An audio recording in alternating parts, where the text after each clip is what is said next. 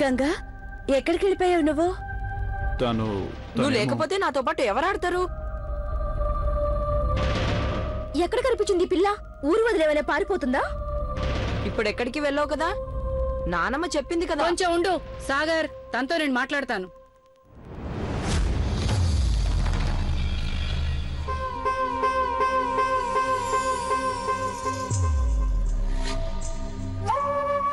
మాలతి, దాని దగ్గర వెతుకు.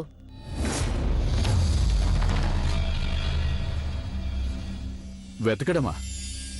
ఎందుకమ్మగారు? కోడలి బంగారు లాకెట్టిపోయింది, తప్పకుండా ఇదే తీసుంటుంది.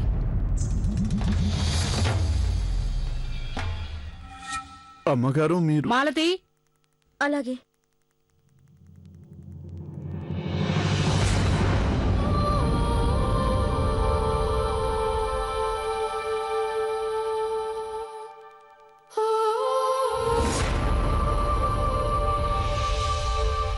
పొగరబోతు చాలా గొప్పగా కబుర్లు చెప్పింది.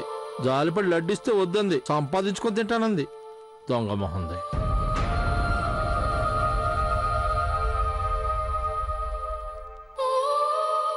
అమ్మగారు, దీని దగ్గర అసలు ఏమీ లేవు. నేను చెప్పానుగా తను తీసుంటదని. కానీ చిన్నమ్మగారు, ఈ పాటికి ఇది అమ్మేసి ఉంటుంది. దీనికి తెలివితేటలు చాలా ఎక్కువ. దొంగ సొమ్ము వెంట ఉంచుకొని ఎందుకు తిరుగుతారు?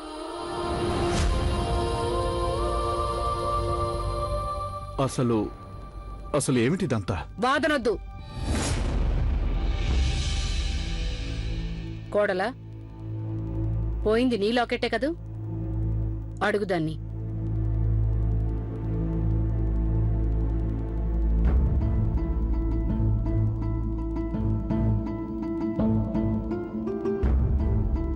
గంగా, ఆ రోజు నువ్వు కింద పడిన నా లాకెట్ తెచ్చిచ్చావు కదా, అదిప్పుడు నీ దగ్గరుందా?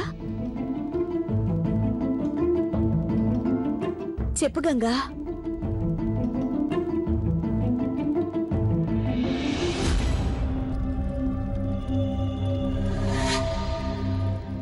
ఏమైంది? నాన్న, అందరు చెప్తున్నారు తను అమ్మ లాకెట్ దొంగతనం చేసిందంట.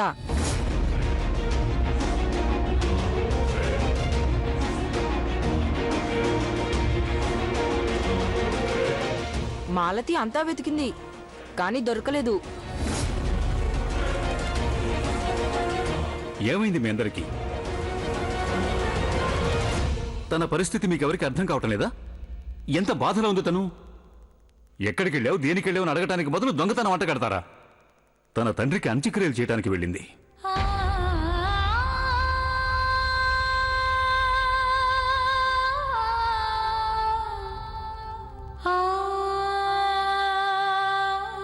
కావాలంటే ఇంకోసారి మరీ మరీ వెతుక్కోండమ్మా. తన దగ్గర ఏమీ దొరకదు. తన బాధ, ఆవేదన మాత్రమే ఉంటాయి. ఇంత చిన్న వయసులోనే ఈ అభాగ్యురాలు తండ్రిని పోగొట్టుకుంది.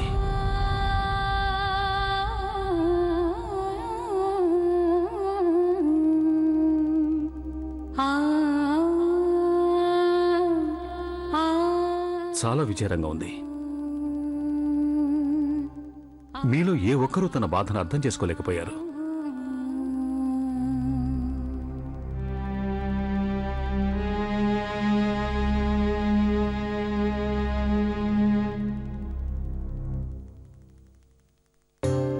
గంగా,